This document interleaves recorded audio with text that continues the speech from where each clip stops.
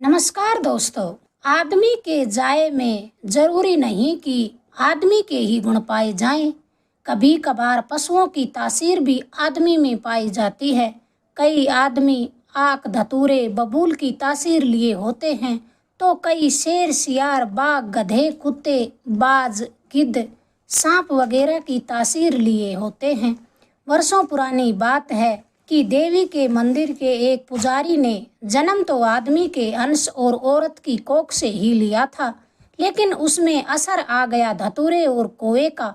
बचपन में उसकी हरकतों से तंग आकर उसके माँ बाप ने ये सोचकर मंदिर के हवाले कर दिया कि शायद देवी की शरण में यह सुधर जाए। मगर धतूरे को अगर घी दूध से सींचें तो वह अपना असर नहीं छोड़ता। वर्षों भजन सुनकर कौवा भी अपने लक्षणों से कब आ जाता है। स्वभाव जीव के साथ ही आता है और साथ ही जाता है। गधा सारी उम्र गीता पाठ करके सारी उम्र गधा ही रहता है। वह पुजारी तिलक छापों के लिए काफी चंदन बिगाड़ता, खूब माला जपता, देवी की पूजा करता, भांग जमाता, गांजा चढ़ाता, आंखें सदा अंगारों सी दहकती रहती, नाभि तक दाढ़ी और सिर पर बया के घोंसले की जटा, पीले दांत, छोटी गर्दन, मोटे होठ, निकट्ठू जाहिल पुजारी के भाग की पुजारिन बड़ी ही सीधी थी। फिर भी सनक सवार होते ही जब तब पुजारी उसे पीट देता। वह बेचारी यही सोचकर चुप रह जाती कि अपने घर वाले की मार खाना गृहस्थ जीवन का ही हिस्सा है। मगर कभी चूल्हे पर हंडिया नहीं चढ़ती तो उसे दुख होता और चिंता भी होती। देवी के चढ़ावे से तो मुश्किल ही गुजारा होता। पुजारी के लक्षणों से देवी की मान्यता भी कम होने लगी। चढ़ावा दिन प्रतिदिन कम आने लगा। इससे खुद देवी भी काफी परेशान थी। एक दिन पुजारी ने खूब गांजा चढ़ाया और सोने को जाते समय थोड़ा ठिठका। घरवाली से कहने लगा, ये देवी भी बेशरम है। जब उसका पुजारी ही कंगाल है तो दूसरे लोग क्या खाक उस पर भरोसा करेंगे। पूजा पाठ ने तो मुझे बिल्कुल निकम्मा कर दिया, किसी काम के लायक ही नहीं रखा। गुस्सा तो ऐसा आता है कि मंदिर में मूर्त समेत खुद भी भस्म हो जाऊं। कुछ दिन और इंतजार करता हूं, फिर इसे तो सबक सिखाकर ही दम लूंगा। पुजारिन कहने लगी, इस मुक्ति से मुझे पीछे मत रखना। देवी और पति के बाद मैं किसके सहारे जीऊंगी।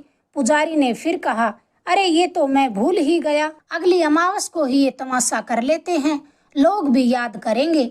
यह कहकर वह खटिया पर बैठ गया। पुजारिन कहने लगी, आज ये अनहोनी कैसे, मुझे पीटे बगैर तुम्हें नींद कैसे आएगी।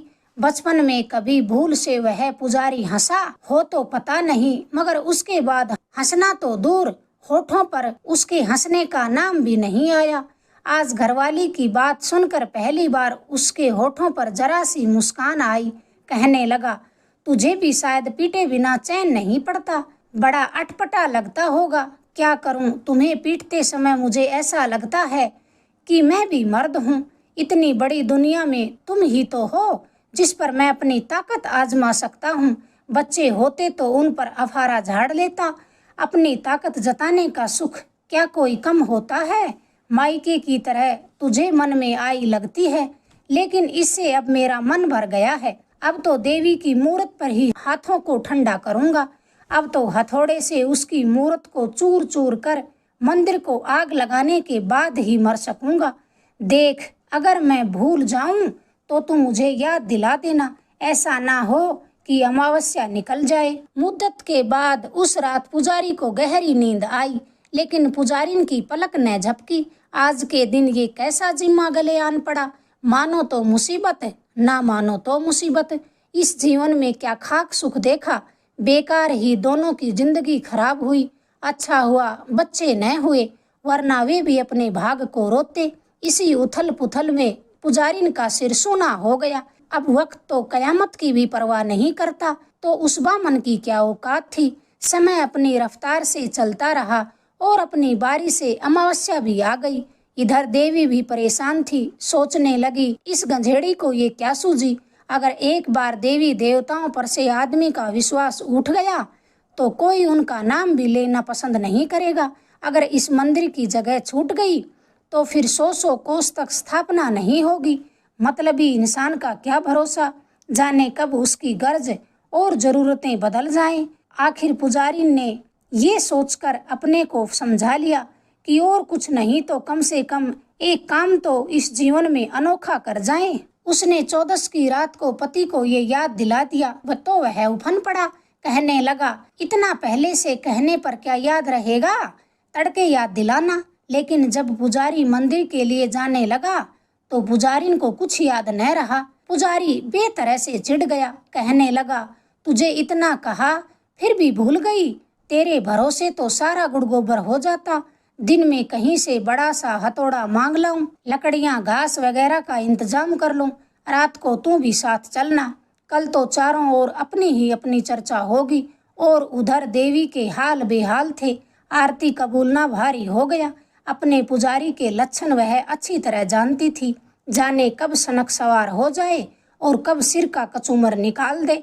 अब तो इसको सुखी करने में ही खैर है। सूर्य उदय के समय पुजारी आखिरी आरती कर ही रहा था कि अचानक मूर्त से देवी प्रकट हुई।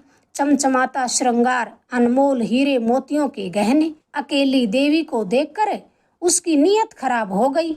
गहनों के लिए झपटा ही था कि देवी मुस्कुरा कर कहने लगी, बेटे, इतने बरस तक मैं तुम्हें परख रही थी।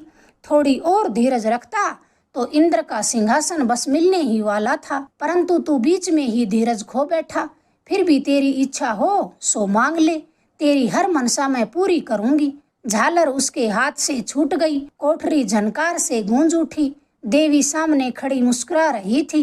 पुजारी थूक निगल कर बोला, अगर मैं पहले मर जाता तो। फिर देवी मुस्कुराई और कहने लगी, ऐसा मैं कभी नहीं होने देती। अपने भक्तों का हमें पूरा पूरा ध्यान रहता है।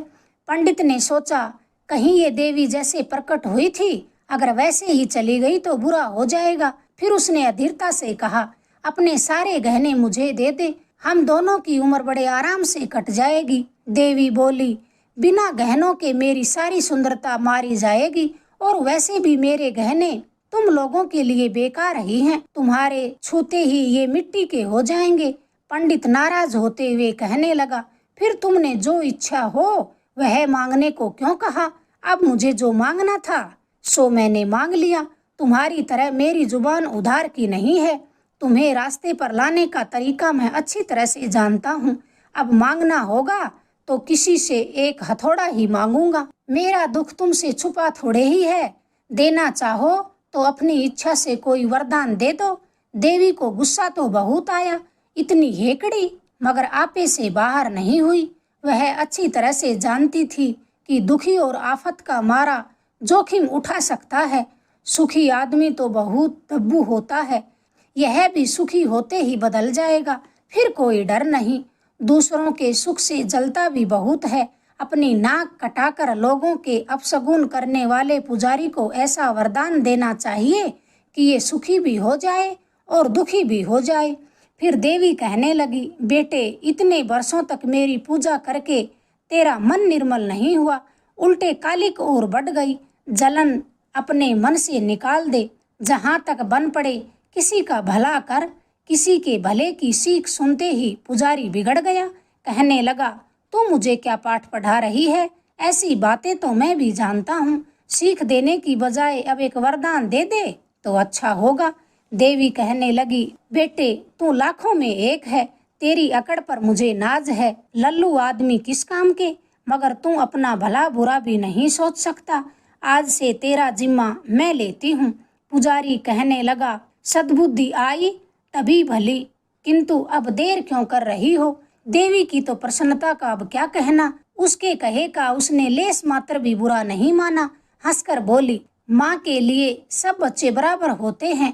कपूत के लिए उसकी ममता में कमी नहीं होती। आज तक किसी को नहीं मिला इतना तुम्हें मैं दे दूंगी, पर तेरे साथ औरों का भी कल्याण हो जाएगा। पुजारी हैरत से कहने लगा, औरों का कल्याण मेरे हाथों से? इससे बड़ा दुख मेरे लिए और क्या होगा। नहीं चाहिए मुझे ऐसा वरदान। देवी कहने लगी, सारी उम्र तूने गरीबी और तंगी में गुजारी है, उससे तेरा सिर फिर गया है। गुस्सा करने से काम नहीं चलेगा।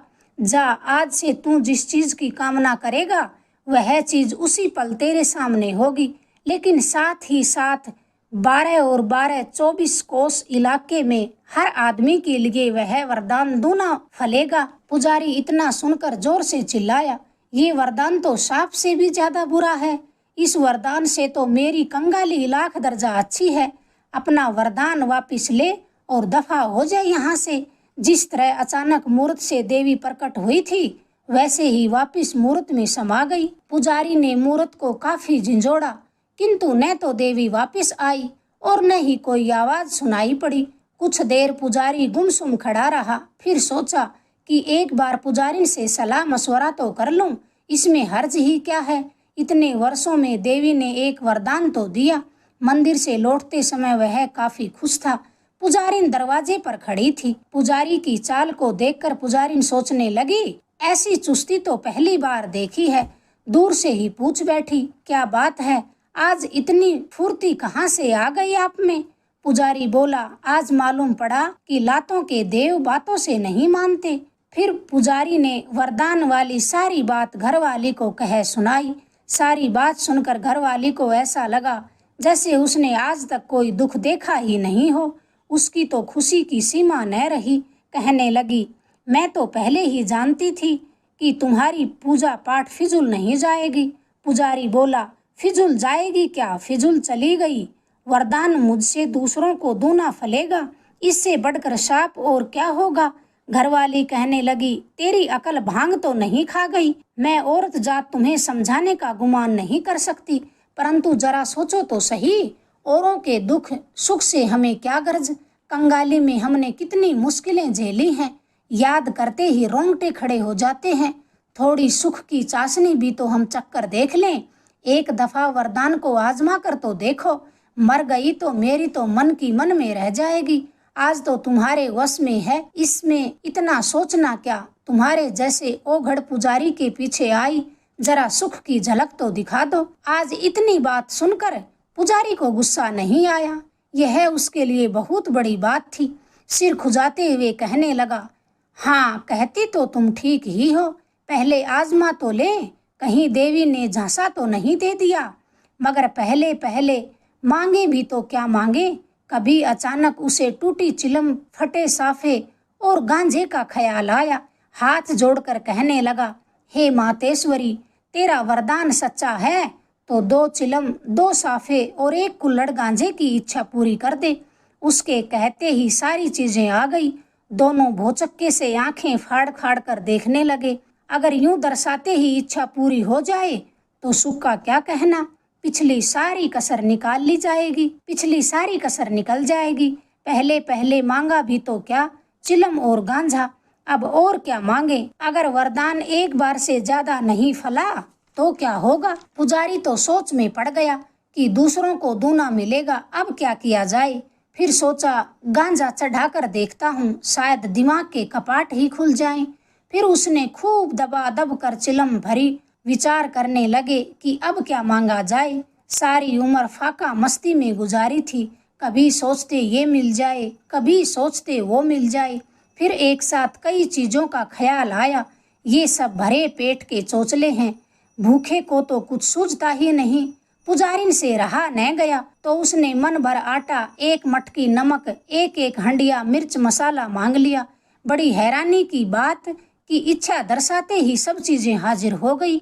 पुजारी ने जल्दी से चूल्हा जलाया कि अब ढील क्यों करनी।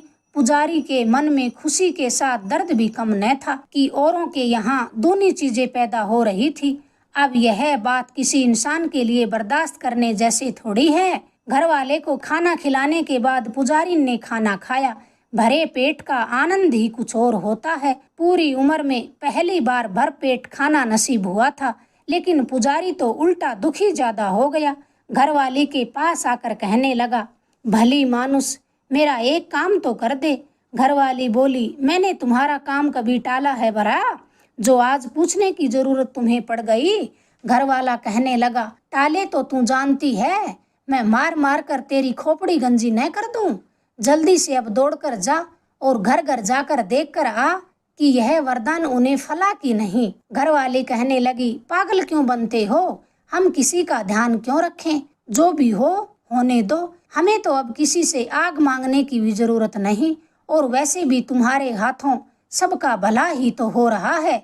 घर वाले को अब गुस्सा आ गया, कहने लगा, जानती बूझती है कुछ नहीं, मगर चपड़ चपड़ जरूर करेगी। इतने बरस दुख तो सह लिया, मगर इस सुख ने तो एक ही दिन में नाक में दम कर दिया। मेरे हाथों किसी का कल्याण हो, इससे तो मरना ही अच्छा है।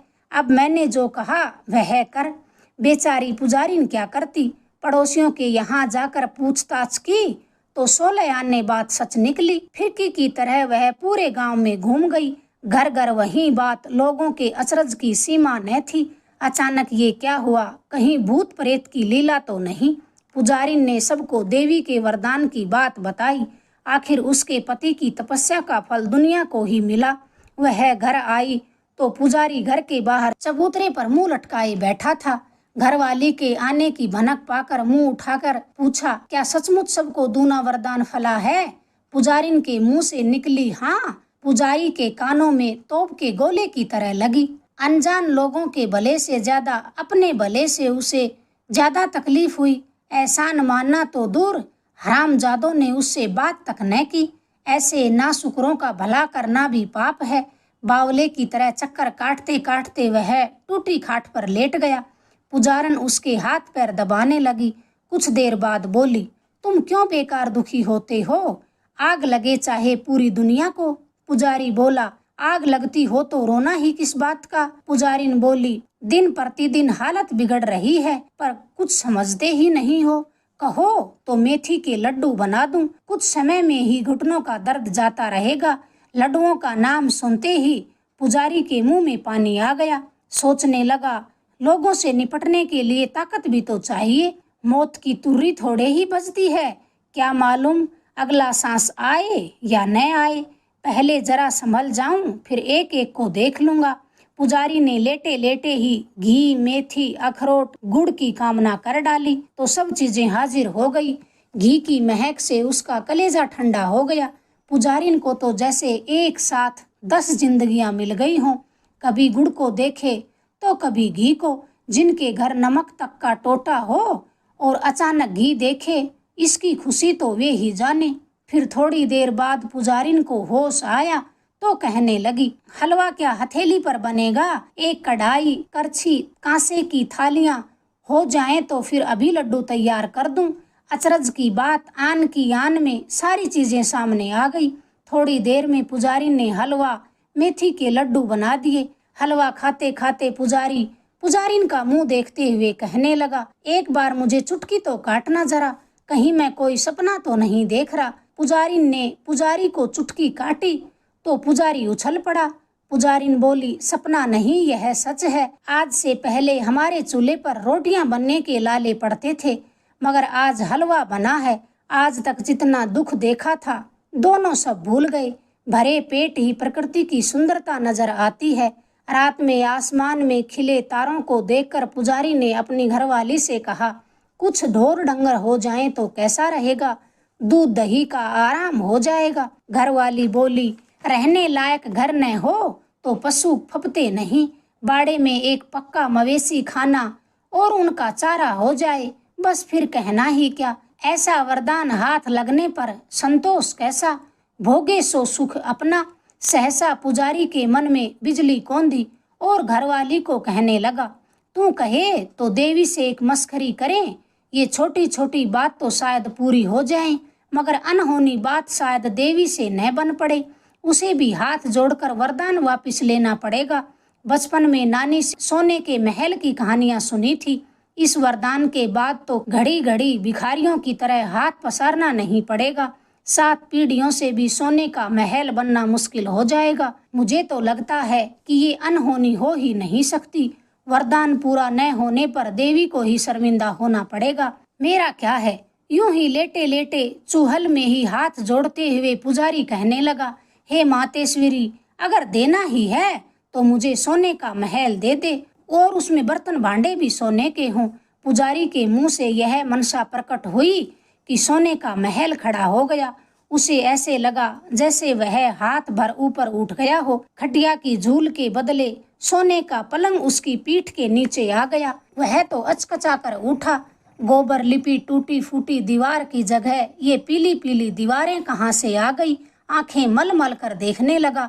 पास ही पुजारिन खड़ी थी। आश्चर्य से जल्दबाजी में सोने का दिया जलाकर दीवारों को छू छू कर देखने लगे। पुजारी बोला, देवी में इतनी ताकत है क्या? अगर शुरू में ही मांग लेते तो पिंड छूटता। पहले के वरदानों की तरह ये वरदान तो क्या पड़ोसियों को भी भला होगा। तभी उसे कुछ याद आया और बोला, जरा देख तो सही मेरी चिलम सोने की हुई या नहीं। पुजारी ने देखा तो चिलम सोने की बनी मिली। फिर पुजारी ने जमकर गांजा चढ़ाया तो जोर की खांसी आ गई। वह बड़बड़ाने लगा, अब तो मौत भी करीब आई है। अगर देवी 20 वर्ष पहले जाग जाती तो अच्छा होता। अब इस महल में कितना रहना। ये वरदान तो उल्टा पीड़ा का कारण बन गया। फसल सूखने के बाद यदि मूसलाधार बारिश हो तो किस काम की। फिर वह पुजारिन को देखते हुए कहने लगा, तू तो एकदम बुढ़िया लग रही है। इस महल में रहने लायक तो जोबन और रूप होना चाहिए। तुम्हारी हालत तो मुझसे भी गई बीती है। पुजारिन कहने लगी, सोने का महल देख लिया, ये क्या मेरे लिए कम बात है। मेरे मन में एक बात आई है, क्या देवी से जवानी का वरदान नहीं मांगा जा सकता? पुजारी ने कहा, क्यों नहीं, ये वरदान भी मांगा जा सकता है। बल्कि ये बात तो मुझे पहले ही याद आनी चाहिए थी। खैर कोई बात नहीं, देर आए दुरुस्त आए। फिर उसने अगले ही पल मातेश्वरी से जवानी मांगी तो वे अगले ही पल भरपूर जवान हो गई। किसी को तो ऐसे सपने भी दुबर, और वे सारी लीला अपनी जिंदगी में देख रहे थे। हद से ज्यादा खुशी के मारे दोनों इस तरह होश हवास खो बैठे कि पलक झपकते ही रात बीत गई। सवेरे उठकर पुजारी बाहर जाते हुए बोला, देखे तो आज सूरज कैसा उगा है। ये कहकर वह सोने की सीढ़ियों से छत पर जा चढ़ा। उसने चारों ओर देखा तो पूरी बस्ती में सोने के महल ही महल खड़े थे। ऐसा लग रहा था जैसे बहुत से सूरज उगाए हैं। सबके दो दो महल देखकर पुजारी के हृदय में आग की लपटें लपलपाई। अपने दुख के दिन उसके जैसे तैसे कट गए, मगर अपने हाथों से दूसरों का सुख भला वह कैसे बर्दाश्त करता। इससे बड़ा और दुख हो ही क्या सकता था। उसके मन में ऐसी ज्वाला भड़की कि सूरज को भी भस्म कर दे। पागल कुत्ते की तरह इधर उधर भागा और जोर जोर से भौंका कि मेरी एक आंख फूटे, मेरा एक कान फटे, मेरे महल के सामने 100 गज गहरा कुआं खुद जाए। अपनी बात पूरी करते करते उसे पुजारिन की चित्कार सुनाई दी। भगवान, ये क्या हुआ। सोने का महल चला गया। वह फौरन उस चित्कार का मायना समझ गया। धम धम नीचे उतरा तो पुजारिन हाथों से टटोल कर दहलीज पार करने ही वाली थी कि पुजारी पूरी ताकत से चिल्लाया, ठहर जा, ठहर जा, एक कदम भी आगे न बढ़ाना, सामने गहरा कुआं है। लेकिन पुजारिन को कुछ सुनाई न दिया। पुजारी सीढ़ियों से नीचे कूदा, तब तक पुजारिन धम से कुएं में जा गिरी। ये क्या, जोड़ी तो भरी जवानी में उसको दगा दे गई। उसके बाद पुजारी घर घर गांव गांव घूमा। 12-12 24 कोस के घेरे में उसने अपनी एक आंख से लोगों को कुएं में गिरते देखा। वह राक्षस की तरह हा हा हंसता रहा। सारे आदमी कुएं में जाते रहे। अब वह अकेला इन महलों का मालिक है और कोई हक जताने वाला भी नहीं। रोज एक नए महल में रात गुजारता है।